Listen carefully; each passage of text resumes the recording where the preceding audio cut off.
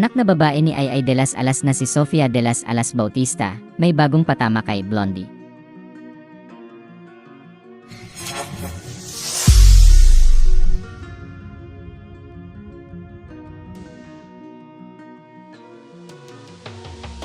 Kamakailan ay nagpost sa Facebook ang anak na babae ni Kapuso Comedy Concert Queen, Ay de las Alas na si Sofia de las Alas Bautista, kung saan pinatamaan niya si Blondie sa kanyang post.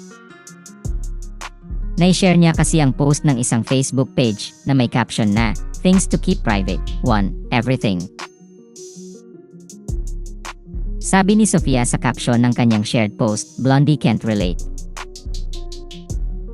Bagamat walang binanggit na pangalan si Sofia sa kanyang post, pinaniniwala ang bagong pasaring ito ng anak ni Ay laban sa jowa ni two-time Olympic gold medalist Carlos Yulo na si Chloe San Jose, na binansagang Blondie ng netizens noong kasagsagan ng issue niya at ng pamilya Yulo dahil sa kulay ng buhok nito. Batay sa screenshot na ipinost ng pep.ph, makikitang nakaset sa Friends of Friends ang shared post ni Sofia.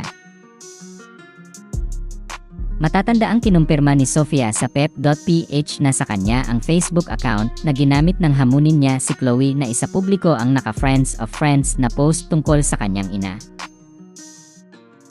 Kinumpirma rin ng anak ni Ay sa naturang panayam na sa kanya ang account na ginamit nang nag-DM siya sa jowa ni Carlos Yulo.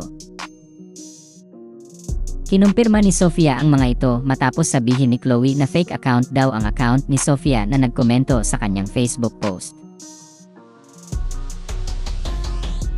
Samantala, nag-post ng no make-up no filter na mga litrato si Chloe sa kanyang Facebook account.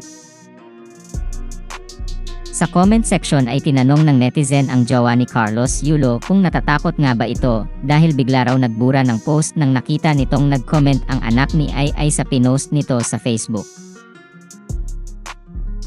Reply ni Chloe sa netizen, hindi siya natatakot at hindi rin siya nagbubura ng kahit anong post sa kanyang social media account.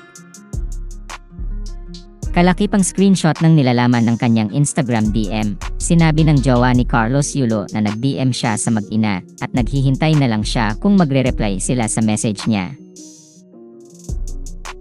Matatandaang kinumpirma ni Ay sa panayam sa kanya sa Fast Talk with Boy Abunda noong November 11, 2024 na hiwalay na sila ng kanyang estranged husband na si Gerald Sibayan.